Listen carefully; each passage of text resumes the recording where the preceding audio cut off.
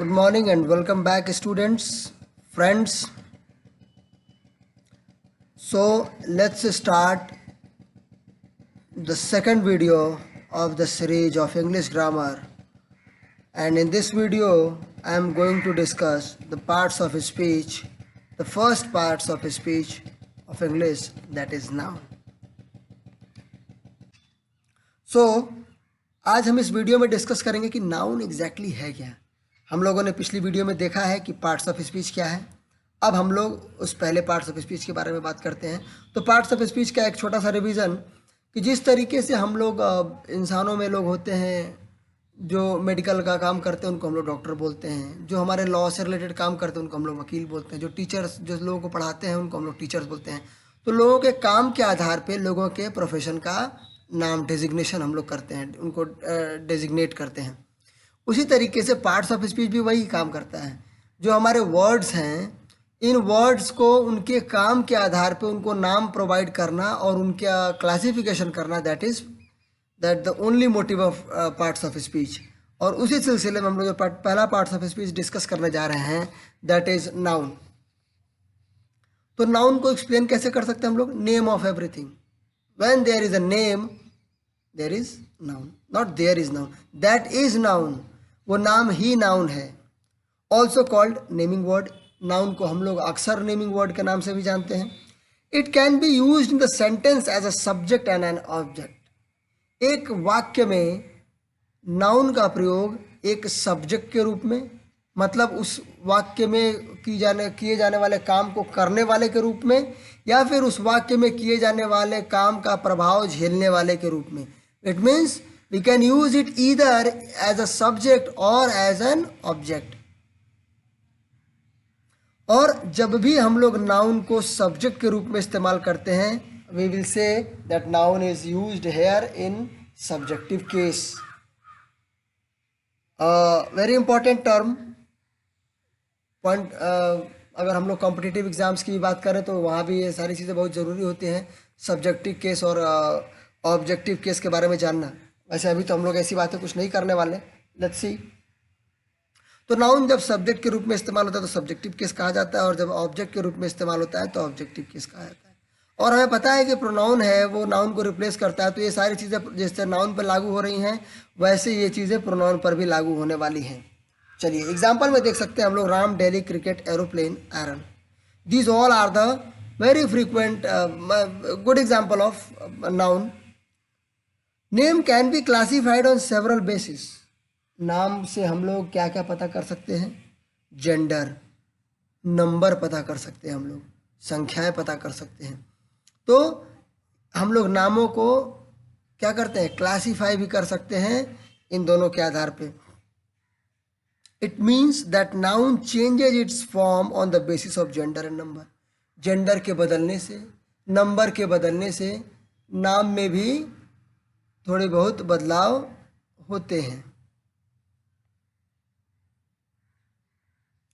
आगे चलते हैं। यूज ऑफ नाउन केसेस, जैसा मैंने कहा अभी कि सब्जेक्टिव और ऑब्जेक्टिव दो केसेस होते हैं जिनमें नाउन का इस्तेमाल होता है। तो एग्जाम्पल में देख लेते हैं। Ram is not letting anyone hurt his friend. Ram किसी को भी अपने मित्र को तकलीफ देने नहीं देता है, नहीं दे रहा है। Here Ram is a noun and it is used in a subjective case in this sentence. अगले सेंटेंस में देखते हैं हम लोग, he is teaching Ram the martial art. वो राम को मार्शल आर्ट सिखा रहा है। राम को मार्शल आर्ट सिखा रहा है, इसका मतलब राम यहाँ पे क्या है? वही राम जो कि पिछले सेंटेंस में एक सब्जेक्ट हुआ करता था, यहाँ पे एक वही राम हमारा क्या है? ऑब्जेक्ट के रूप में इस्तेमाल हुआ है। इस तरीके से हम लोग नाउन के सब्जेक्टिव और ऑब्जेक्टिव केसेस में नाउन का इस्तेमाल कर सकते हैं। अब चलिए देखते हैं हम लोग। Traditionally we are not going to study here. Traditions आपके बुक्स में आपको मिल जाएंगे। हम लोग कोशिश करते हैं कि हम लोग उस तरीके से पढ़ें जिस तरीके से नाउन हमारे दिमाग में अपनी जगह बना पाए। ऑन द अलग अलग आधार पे हम लोग नाउन का विभाजन, नाउन का वर्गीकरण कर सकते हैं। नाउन को अलग अलग प्रकारों में बांट सकते हैं अलग अलग आधार पे। Concrete and abstract noun on the basis of appearance, इनकी उपस्थिति, इनके अपीयरेंस के आधार पे हम लोग कंक्रीट और एब्स्ट्रैक्ट के नाउन पे हम लोग के रूप में हम लोग नाउन को बांट सकते हैं। कंक्रीट मतलब मूर्त, something which can be touched, something which can be hold, which can be seen, which can be touched or seen, that is cat, car, building, ram. Example, abstract noun means name of something which cannot be seen, touched, but felt or experienced, like emotion, feeling, idea, etc. तो noun दो प्रकार के यहाँ पे हो गए, एक जिनको हम टच कर सकते हैं, एक जिनको हम नहीं टच कर सकते हैं। और एब्स्ट्रैक्ट नाउन के एग्जाम्पल हम लोग लिख सकते हैं honesty, love, faith, sympathy, these all could be the example of abstract noun. आगे चलते हैं। फिर हम लोग कह सकते हैं common and proper noun. Common noun ऐसे नाम जो कि एक पूरे समूह के लिए आते हैं या फिर सबके लिए, कई लोगों के लिए एक ही नाम का इस्तेमाल करते हैं, तो हम लोग क्या बोलते हैं उनको कॉमन नाम है। ये सबके लिए, ये इन सारे लोगों के लिए एक नाम इस्तेमाल हो रहा है। जैसे बुक, अगर मैंने बुक बोला तो बुक मतलब क्या है? The bundle of paper covered by some hard cover paper, that could be book. Anything which we can read is book. तो बुक का मतलब तो पूरी उस कम्युनिटी को ये इंडिकेट कर रहा है क्या? बुक। मैन, हर व्यक्ति, everyone comes under the name man. Country, which country? Not specified. Every country comes under this. We can use this word for every country. But proper noun means specific name, किसी का व्यक्तिगत नाम, जिस नाम को किसी को 10 आदमी के बीच में अगर कोई व्यक्ति खड़ा है और हमें उस व्यक्ति को स्पेशली बुलाना है तो हम उसके स्पेसिफिक नाम से बुलाएंगे, तो वो नाम जो हम उसका इस्तेमाल करेंगे उसको हम लोग बोलते हैं proper noun. That is Ram, Patna, Ganga. अब मैंने मैन बोला लेकिन यहाँ पे मैंने क्या बोला? राम। मैंने कंट्री बोला लेकिन मैंने बोला इंडिया। मैंने रिवर बोला, सारी नदियों के बारे में, मैंने बोला गंगा। तो ये पे गंगा क्या हो गया आपका? Proper noun. और वो these names are mostly written in upper case. ध्यान रहे ये बात, ये कॉमन मिस्टेक है जो नॉर्मली हम लोग करते रहते हैं कि क्या कि प्रॉपर नाउन को हम लोग स्मॉल लोअर केस में लिख देते हैं। ऐसा नहीं हो सकता, ये एक तरीके से ग्रामेटिकल एरर है। एग्जाम्पल देख सकते हैं कॉमन और प्रॉपर का एक कंपैरिजन की तरह के एग्जाम्पल मैंने लिखा है यहाँ पे। वुमेन कॉमन है लेकिन सीता प्रॉपर है। बॉय कॉमन है, पार्थ प्रॉपर है। यूनिवर्सिटी कॉमन है, यूनिवर्सिटी ऑफ गोरखपुर प्रॉपर है। कंट्री कॉमन है, इंडिया प्रॉपर है। स्पोर्ट्स कॉमन है, कबड्डी प्रॉपर है। सिटी कॉमन है, जमशेदपुर प्रॉपर है। और मंथ कॉमन है, सितंबर प्रॉपर है। Let's move ahead. Types of noun on the different basis. अब हम लोग यहाँ पे कलेक्टिव नाउन को देखने वाले हैं। कलेक्टिव नाउन एक प्रकार का नाउन है जिसमें हम लोग झुंड के नामों का, झुंडों को नाम देते हैं। ये क्या, ये जो नाउन, इस तरीके के जो नाउन होते हैं, ये हमारे इंग्लिश स्पीकिंग को, इंग्लिश लिटरेचर को खूबसूरती प्रदान करने के लिए इनका इस्तेमाल होता है। Name given to a collection of people, place और थिंग। द वर्ड ग्रुप और bunch is used very frequently to express a group if the collective noun name of collective name of that is not known. अगर हम किसी भी चीज़ का collective name नहीं जानते हैं तो हम लोग उसको क्या बोलते हैं? ग्रुप, कलेक्शन या bunch. Instead of team we can say group of players to convey the exact meaning. अगर हमें नहीं पता है कि लोगों के, खिलाड़ियों के झुंड को हमको टीम बोलना है तो हम लोग क्या बोलेंगे? Group of players. तो ये एक ट्रिक है जिससे हम लोग अपनी लेस नॉलेज को हाइड कर सकते हैं। Group of players name team, employees, staff, student, class, criminal gang, keys, bunch, shoes pair, बीज, स्वाम। इस तरीके से ये आपको ये जो आपको कलेक्टिव नाउन्स के जो नेम्स आपको याद करने हैं, ये आप कलेक्शन आपको खुद बनाइए, खुद ढूंढिए डिक्शनरीज में से। किताबों को पढ़िए, वहाँ से आपको मिलेंगे सारे बहुत सारे।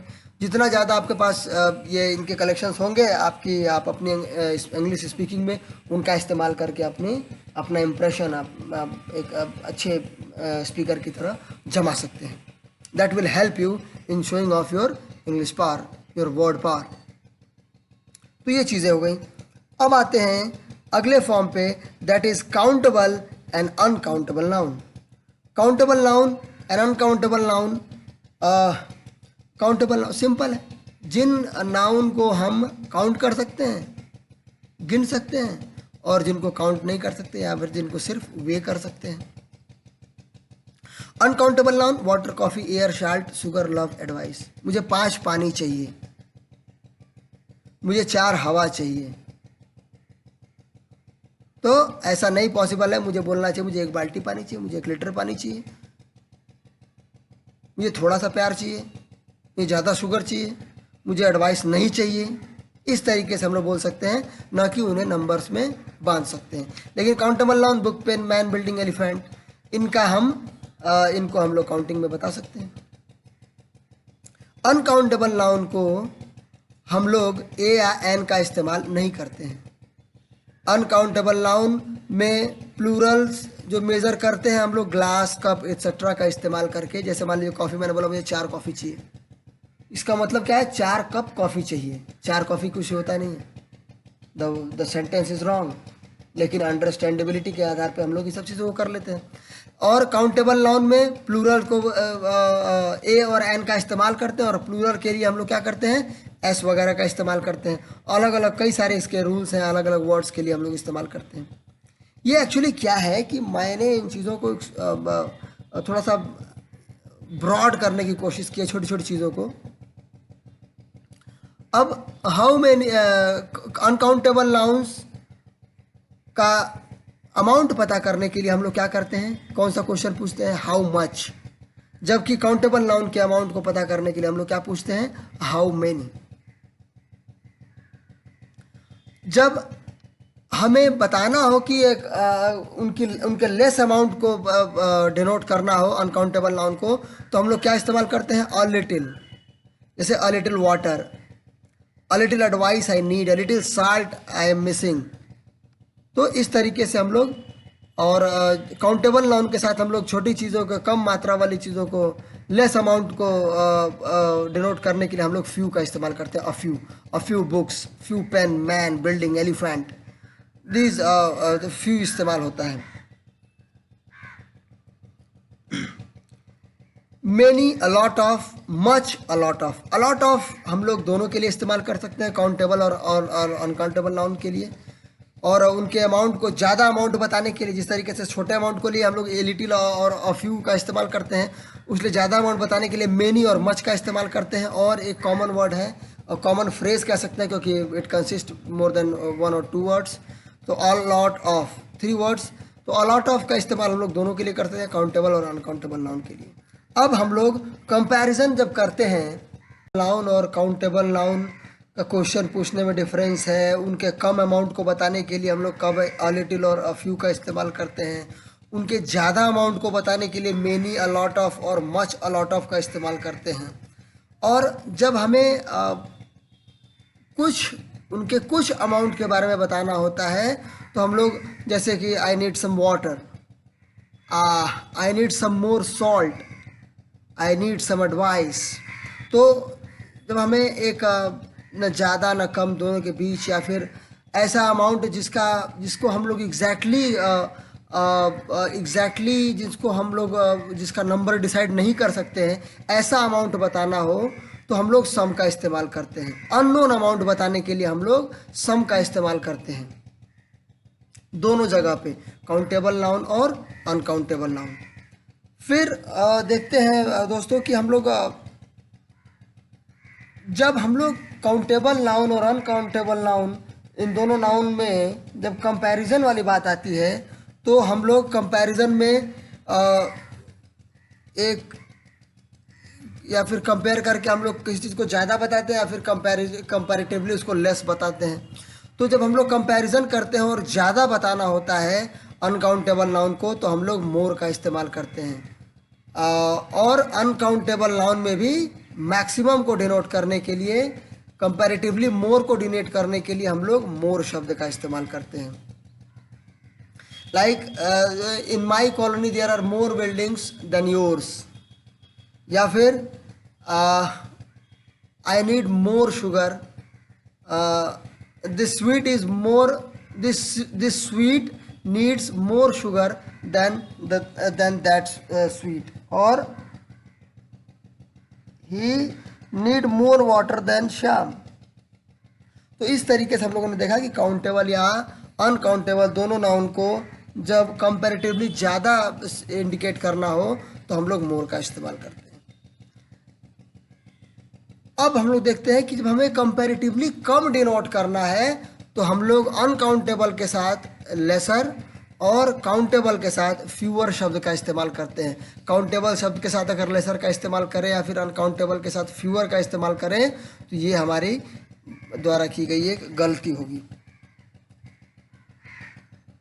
तो इस टेबल के थ्रू मैंने कोशिश की है कि काउंटेबल और अनकाउंटेबल को हम लोग जाना जाए, और ये जो छोटे छोटे मिस्टेक्स जो हम लोग आम बोलचाल की भाषा में करते हैं उन मिस्टेक्स से बचा जाए, एंड इन ग्रामेटिकल मिस्टेक्स से बचा जाए। That is the sole motive of this explanation.